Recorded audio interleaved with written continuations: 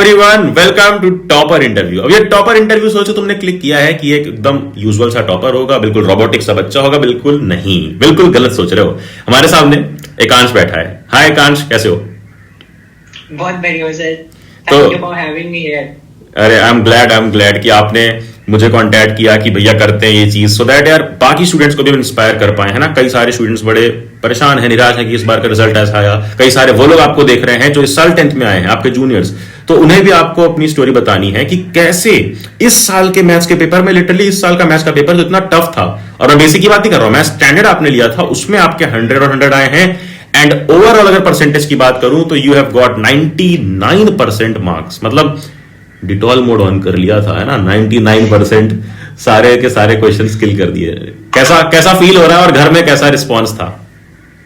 घर में तो बहुत ही अच्छा रिस्पांस था। अभी तो एकदम क्लाउड नाइन वाली जो फीलिंग होती है वो आ रही है।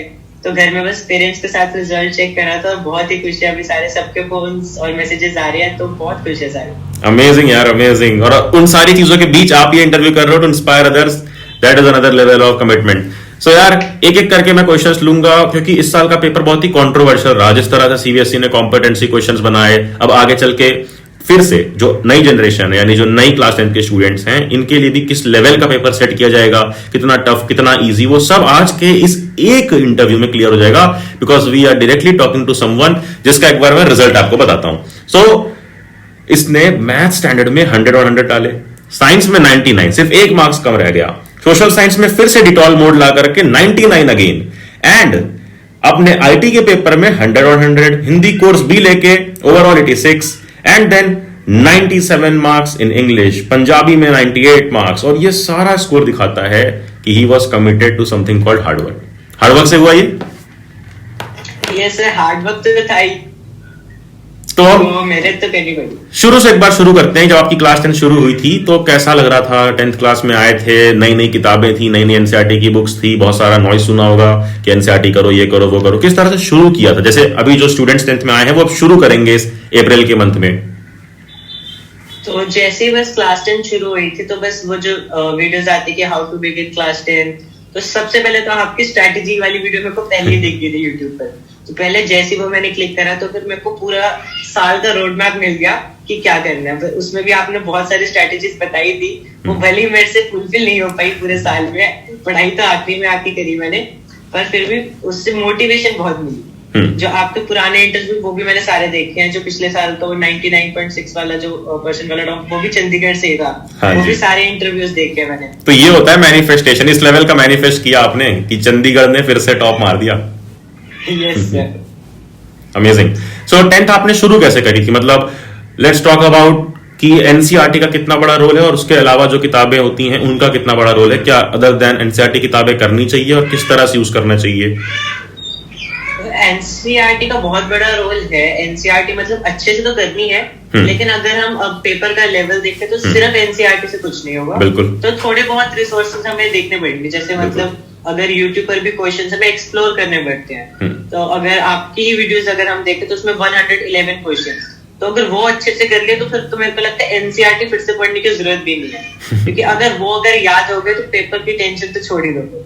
मतलब जो 111 क्वेश्चन मैंने कराए थे एंड में, जो आपने अटेंड किया, तो आपको क्या लगा कि वो लेवल ऑफ क्वेश्चन है? क्योंकि मैं थोड़ा सा टफ करा रहा था एंड के टाइम पे। बहुत सारे टीचर्स भी यहाँ तक की फोन करके बोल रहे थे मुझे कि भाई मत कराओ इतने टफ, पीवाईक्यू कराओ। बट मैंने बोला नहीं, पीवाईक्यू नहीं, टीवाईक्यू करेंगे, दिस ईयर क्वेश्चन करेंगे, कुछ अलग करेंगे।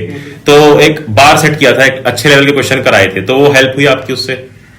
हाँ, वो सच में दिस ईयर क्वेश्चंस ही थे। वो 111 जो क्वेश्चन थे उसमें मेरे को लगता है सारा पेपर उसी में से आया था, क्योंकि उसके बाहर से और आ भी नहीं सकता है।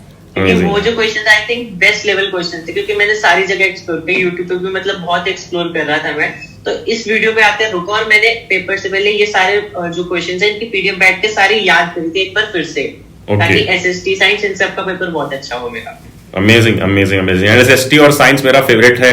मैं इसमें क्वेश्चन कराए थे मैंने, और इस साल भी जो आने वाली तुम्हारी जूनियर्स हैं जो 10th में आ रहे हैं उनको भी पढ़ाऊंगा। तो एक बार एनसीईआरटी को ना कोई 2 या 3 तरीके बताओ जिससे एक टॉपर पढ़ता है एनसीईआरटी को, कि एक एक लाइन उसकी रिवाइज हो जाए। मतलब एनसीईआरटी का एक कॉर्नर भी ना छूटे, क्योंकि पेपर तो इवेंचुअली वहीं से आना है। एनसीईआरटी के सबसे पहले शुरू में तो हमें ऐसे पूरी लाइन बाय लाइन पढ़ना चाहिए, जो कि स्कूल में पढ़ाते भी है लाइन बाय लाइन। तो उसको बस लाइन बाय लाइन और अंडरलाइन करने चाहिए पॉइंट्स जो मेन पॉइंट होते हैं। जैसे एसएसटी में बहुत सारी इन्फॉर्मेशन होती है जो याद कर करके बच्चे थक जाते हैं पूरा साल, तो उसको अंडरलाइन करके बस याद रखना चाहिए। और जैसे अगर नोट्स की बात करें तो नोट्स हमें खुद बनाने चाहिए, लेकिन आपकी जो 99 पेजेस की बुक थी उससे वो तो सबसे बड़ी इंस्पिरेशन थी मेरे नोट्स बनाने के लिए। मतलब उसको मैं ऐसे साइड बाय साइड रख लेता था। लेफ्ट साइड मतलब मैंने पीडीएफ खोला हुआ है आईपैड में 99 पेजेस ई बुक का, और साथ में मैंने कॉपी रखी हुई है। और वहां से मैं अच्छे अच्छे पॉइंट्स जो न्यूमोनिक्स होते थे जितने भी, जैसे परफेक्ट हो गया जो एसएसटी में आपने करवाया था ना, नेपोलियन सिविल कोड वाला, ऐसे ये सब, तो वो साथ में मैं अपने नोट्स में भी लिखता था। अमेजिंग। तो उससे बहुत हेल्प मिलती है लास्ट में रिवीजन करने के लिए। मतलब नोट्स खुद बनाओ, ये मैं सबको बोल दे रहा हूँ अगेन, जैसा टॉपर भाई साहब ने कह दिया है, अब तो फाइनल वर्डिक्ट आ चुका है कि नोट्स बनाओ आप, बट एज अ रेफरेंस आपको अच्छा मटेरियल ले लो। आई विल नॉट से कि आप सिर्फ वही लो जो मैं बोल रहा हूँ या फिर जो टॉपर बोल रहे हैं कि इन्होंने हमारा 99 पेजेस वाला ई बुक यूज किया था, तो 99 पेजेस के हमारे नोट्स आते हैं, आप ले सकते हो, या कोई भी एक अच्छा मटेरियल ले लो ताकि एक रेफरेंस की तरह काम करे कि आप अपने नोट्स में जो बना रहे हो उसमें जो एक्स्ट्रा मिल जाए वो पॉइंटर्स ऐड कर सको, राइट? यस। तो एक अच्छा रेफरेंस होना चाहिए आपके पास। एंड मैं बोलूंगा कि अगर आपको भी चेक करना है तो जो भी लोग देख रहे हैं 99 पेजेस ई बुक वेबसाइट padlakshya.com पे होती है, वहां जाकर आप चेक कर सकते हो।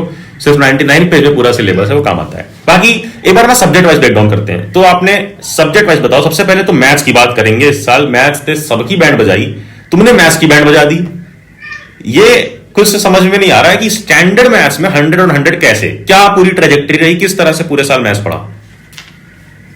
तो पूरे साल मैथ्स में मैंने पहले तो शुरू में तो सिर्फ एनसीईआरटी करी। ओके। और आरडी शर्मा तो मैंने पूरे साल बिल्कुल भी नहीं करी। मतलब ऑब्वियसली मैं लाइब्रेरी से लेकर आया था अपने स्कूल से, पर वो आज भी वैसी पड़ी है मेरे ड्रॉर में, बिल्कुल हाथ भी नहीं लगाई मैंने आरडी शर्मा तो। तो शुरू में तो एनसीईआरटी पढ़ी, लेकिन मैं ये रेकमेंड करूंगा कि जितने भी सीबीएसई के क्वेश्चंस यूट्यूब पर, जितने भी लेक्चर्स में या फिर पीडीएफ में जो 500 बाय 500 ई बुक भी, मतलब फ्री मटेरियल भी जो दिया था आपने, तो उसमें भी वो सारे पीवाईक्यूज और जितने भी मुश्किल क्वेश्चन है वो जरूर करनी चाहिए। एनसीईआरटी तो कंप्लीट होनी चाहिए, और ट्रिग्नोमेट्री की एनसीईआरटी वो सारी कंप्लीट होनी चाहिए। और जैसे जितना भी हमें एक्स्ट्रा मटेरियल मिल रहा है वो हमेशा हमारा कंप्लीट होना चाहिए। बिल्कुल। तो मतलब आप एनसीईआरटी अच्छे से करो एक बार, फिर जो भी एक्स्ट्रा इंटरनेट पे रिसोर्सेज पड़े हुए हैं वो सारा बैठ करके लगाओ। और सीबीएसई का वो जो कॉम्पिटेंसी वाला पीडीएफ था वो लगाया था आपने? वो हाँ, थोड़ा सा लगाया। मतलब वो भी बड़ा जरूरी है, राइट? हाँ, वो भी जरूरी है। मतलब कंप्लीट तो नहीं करा था मैंने, पर वो हाँ मैक्सिमम वो भी लगाए थे। मतलब 3 मटेरियल अगर हम बोल सकें फॉर अपकमिंग क्लास 10 स्टूडेंट्स की, एक तो एनसीईआरटी अच्छे से कर लो और एग्जाम्पलर जरूर कर लो, और उसके साथ अपना दूसरा इंटरनेट पे जो भी मटेरियल दिखता है वो कर लो, क्योंकि वो फ्री होता है, खरीदने की भी जरूरत नहीं कुछ भी। और तीसरा आता है आपका कि आप सीबीएसई का कॉम्पिटेंसी वाली बुकलेट जरूर लगा लो, right? Yes, definitely. Now let's talk about science, क्योंकि साइंस में आपके एक ही मार्क्स कटे हैं और साइंस मेरा फेवरेट सब्जेक्ट है। तो बताओ भाई कैसे किया ये चीज? साइंस में बस science is all about like memorising all the things on your tips. So जो भी नोट्स है उसको अच्छे से मेमोराइज करके रखो, क्योंकि साइंस में अगर फिजिक्स भी है तो उसमें न्यूमेरिकल ज्यादा नहीं आते हैं। तो सारा हमें याद रखना है और उसको याद रख के अप्लाई करना आना चाहिए। तो that is what competency is. मतलब अगर हमें सब कुछ याद है और फिर उसके बाद उसको अप्लाई करना आता है तो फिर हमारे बहुत अच्छे मार्क्स आ जाएंगे। Correct, very good. और अगर हम बात करें, जैसा आपने बोला कि फिजिक्स में न्यूमेरिकल्स कम आते हैं, बच्चे मेजरली शुरू में फिजिक्स के न्यूमेरिकल से ही डरते हैं, बट न्यूमेरिकल्स कम है। Instead of that you are saying कि थोड़ा जो थ्योरी वाला पोर्शन है इधर उधर उसको भी अच्छे से कवर कर लो, है ना? और इसके अलावा अगर हम बात करें कि सोशल साइंस की, क्योंकि सोशल में आपका केवल 1 नंबर कटा, लेकिन लोग बोलते हैं सोशल साइंस को रटना बहुत पड़ता है, अब इसके लिए क्या एडवाइस है? सोशल साइंस तो मेरा भी पूरे साल एकदम हेट वाला सब्जेक्ट रहा है। तो बिल्कुल नहीं पढ़ता था। मतलब पूरे साल अगर मेरे स्कूल में भी मार्क्स आए हैं तो 80 आउट ऑफ 68, 69 ऐसे ही रहे हैं पूरे साल।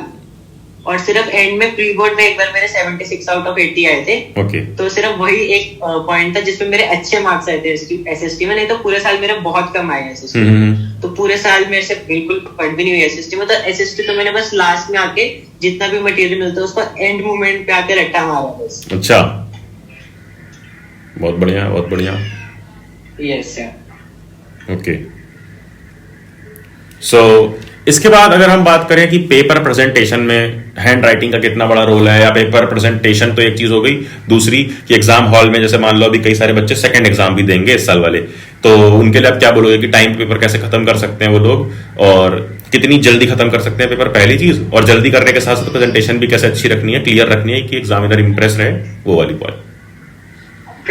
प्रेजेंटेशन प्रेजेंटेशन में मैंने ये करा था कि हैंड राइटिंग बहुत ज्यादा साफ नहीं होनी चाहिए, मेरी भी बहुत ज्यादा अच्छी हैंड राइटिंग नहीं है, लेकिन बस नीट होनी चाहिए और सबसे जरूरी बात ऑर्गेनाइज होनी चाहिए। मतलब एग्जामिनर को देख के ही पता लग जाए कि कैसे कैसे मार्क्स देने हैं। Okay okay. तो और उसमें अगर हम देखें तो प्रेजेंटेशन में मतलब अंडरलाइन करना होता है, और आधा घंटा जो आपके पास आखिरी में होना ही चाहिए पूरा पेपर रिवाइज करने के लिए। वो पेपर हमने स्लॉट रखने हैं, अगर हम सैंपल पेपर भी कर रहे हैं तो आधे घंटे का स्लॉट हमें हमेशा रखना है कि हम उसको पूरा रिवाइज करें और उस आधे घंटे में आखिरी में आके अंडरलाइन भी कर ले, जिससे एग्जामिनर बस जल्दी जल्दी पॉइंट्स देखे और हमारा पेपर साइड करे, चेक करके। बिल्कुल बिल्कुल। हाँ जी। सो अगर आपने जो बोला कि आधे घंटे का हम जो ब्रैकेट है वो पहले लेके चलेंगे, तो ऑलरेडी हम थोड़ा सा जल्दी चलेंगे और 2.5 घंटे में पेपर हम निपटा लेंगे, so that we can revise. और हैंड राइटिंग का रोल क्या लगता है, कैसी हैंड राइटिंग थी आपकी? हैंड राइटिंग मतलब मेरी मिड लेवल ही थी, बहुत अच्छी नहीं थी। तो बस मैं ऐसा करता था कि ऑर्गेनाइज करके लिखता था, जैसे परफेक्ट स्पेसिंग और परफेक्ट लाइंस में लिखता था, तो उससे बस ऑर्गेनाइज लगता था। और I think that is enough, मतलब अच्छी हैंड राइटिंग होना इतना जरूरी नहीं है। बिल्कुल बिल्कुल, वेरी गुड।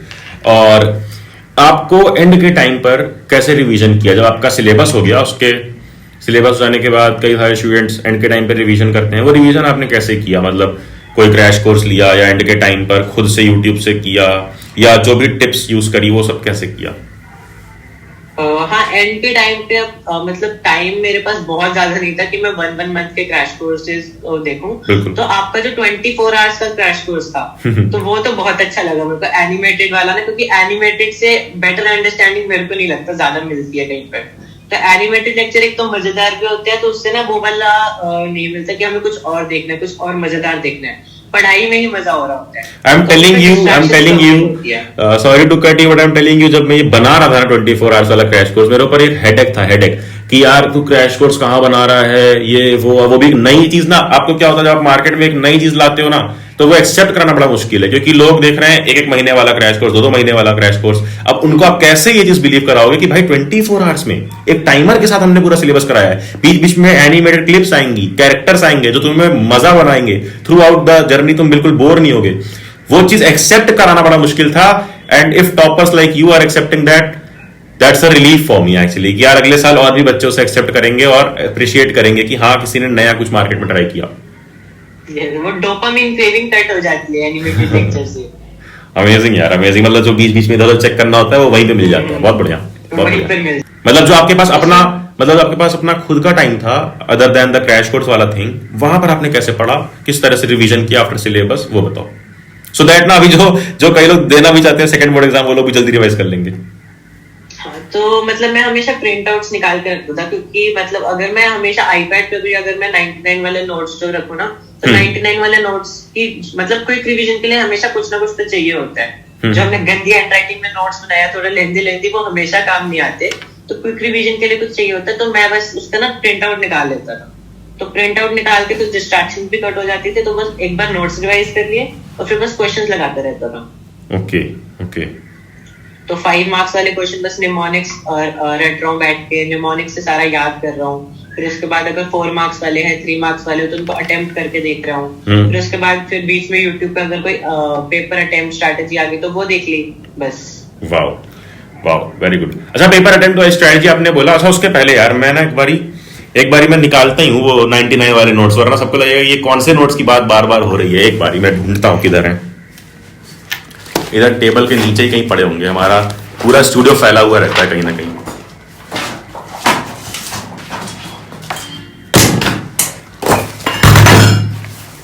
और पता चल गया होगा कि कितना मेसी होता है काम करना। तो यार ये है वो 99 नोट्स जो साइड में ही रखे थे मैंने, ये देख लो भाई।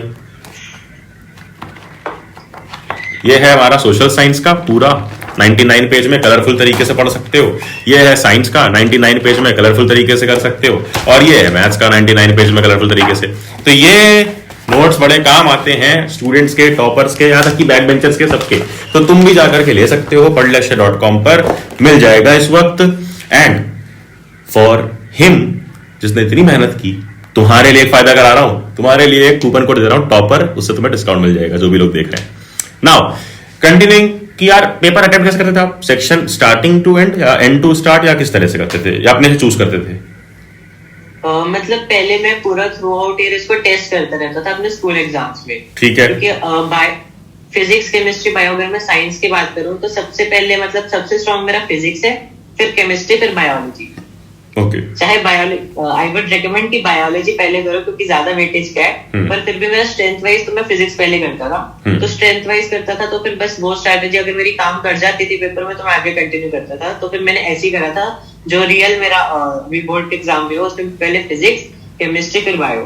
तो सेक्शन वाइज करना जरूरी है। करेक्ट। और एसएसटी, हाँ, तो एसएसटी में तो मैंने पूरा ऑर्डर वाइज ही करा था, उसमें मतलब मैंने कुछ चेंज नहीं करा था, उसमें प्योर ऑर्डर वाइज था जैसे ही पेपर आया था। इस साल जैसे सीबीएसई ने बोल भी रखा था कि सेक्शन आपको अलग अलग ही करना पड़ेगा, केमिस्ट्री का फिजिक्स में नहीं मिक्स कर सकते और फिजिक्स का बायो में नहीं मिक्स कर सकते, अलग अलग कैटेगराइज करके। और बस शर्त ये थी कि अलग अलग कैटेगराइज करना है, सेपरेट रखना है, कोई सा भी पहले अटेम्प्ट कर सकते हो। बच्चों को लगा कि नहीं सीक्वेंस में करना है, ऐसा नहीं था, राइट? आपने किया भी? हाँ, मैंने पहले फिजिक्स, केमिस्ट्री और बायो ऐसे अटेम्प्ट करा था। तो हाँ, किसी भी सीक्वेंस में कर सकते हैं। और इसमें एक और ट्रिक लगा सकते हैं कि हमारे सेक्शन के लास्ट में एक पेज का गैप छोड़ो, क्योंकि अगर हमारा बीच में कुछ गलत हो जाता है तो हम सेक्शन चेंज नहीं कर सकते वापस आगे, तो उसी एक पेज में हम करेक्शन कर सकते हैं। बिल्कुल, वेरी गुड। तो अगर हम बात करें कि आपका लैंग्वेज का, जैसे हमने बहुत बात किया सोशल का, साइंस का, मैथ्स का, लैंग्वेज में क्या लगता है? लैंग्वेज सब्जेक्ट्स में जैसे इंग्लिश की बात करते हैं क्योंकि वो सबका प्राइमरी लैंग्वेज है, तो उसमें कैसे पढ़ना चाहिए? साल भर तो बच्चे पढ़ते नहीं है, एंड के टाइम पे किस तरह से किया सकता है? इंग्लिश तो मतलब मैं ऐसे रखता था कि जैसे अगर ब्रेक लेनी हो बीच में तो इंग्लिश में एनिमेटेड लेक्चर्स लगा लेता था, जो जितने भी यूट्यूब पे थे जो भी मिलते थे, तो एनिमेटेड लेक्चर्स लगा लिए और बस वो देख लिया, ऐसे रिलैक्स करते हैं। अगर उस मतलब जब भी मैं इंग्लिश के लेक्चर्स देखता था तो मैं इसकी टेंशन नहीं लेता था कि मेरे को याद हो रहा है कि नहीं, मैं बस स्टोरी देखता था, क्योंकि स्टोरी है तो स्टोरी बस याद हो जाती है, तो फिर अंदर की डिटेल्स तो याद करना ईजी है। बिल्कुल। और जो उसके अलावा जो सेक्शन होते हैं जैसे ग्रामर का, कॉम्प्रिहेंशन का, राइटिंग का सेक्शन, उसकी प्रैक्टिस लास्ट में करी थी? हाँ, उसकी प्रैक्टिस मतलब सैंपल पेपर में से बस मैंने ना सिर्फ वही वाले सेक्शन अटेम्प्ट करे थे एक पेपर से पहले, जो प्री बोर्ड था ना, तो उसमें मतलब बाकी चीजों की तैयारी लिटरेचर की तो थ्रू आउट द ईयर चलती रहती है। तो ग्रामर की जो तैयारी है वो बस एक सेक्शन है, ऐसे 4-5 पेपर मैंने इकट्ठे लगा लिए थे ग्रामर के सेक्शन पे। बहुत बढ़िया। तो उससे फिर ग्रामर का पता चल जाता है कि कैसे करना है। बहुत बढ़िया, very good sir. I congratulate you again and I want कि अपनी पार्टी वापस से कंटिन्यू करो। घर पे सबको जो खुशियां मिली है वो यार कंटिन्यू रखो, इसी तरह से हैप्पी रहो, और बहुत ही तुम्हारा चार्मिंग नेचर है, आई वुड से इसी तरह से चार्मिंग रहो हमेशा। एंड आगे तो सेकंड बोर्ड एग्जाम देने की जरूरत है नहीं, अब 11th पर फोकस करो। अभी तो 11th स्टार्ट हो चुकी है। बिल्कुल। क्या स्ट्रीम ली है, क्या टारगेट है आगे? अभी नॉन मेडिकल ही है। अच्छा। फिजिक्स, केमिस्ट्री, मैथ्स, बायो तो पहले ही नहीं पसंद। नहीं, बहुत बढ़िया यार, मतलब फिजिक्स, केमिस्ट्री, मैथ्स अच्छा है। तो जेई वगैरह टारगेट करोगे आगे आप? Yes sir, JEE. Very good. I would want कि यार आपका आगे जाकर ना जेई में भी बढ़िया रैंक आए, तो उसके बाद हम फिर से कनेक्ट कर सकें और फिर से एक इंटरव्यू हो जब आपकी जेई में अच्छी रैंक आए। Thank you sir. और आपको थ्रू आउट कोई भी मटेरियल, कोई भी रिसोर्स, कोई भी क्रैश कोर्स, कोई भी कोर्स, अरे मेरा क्या किसी और का भी चाहिए हो, you can tell me, I will help you.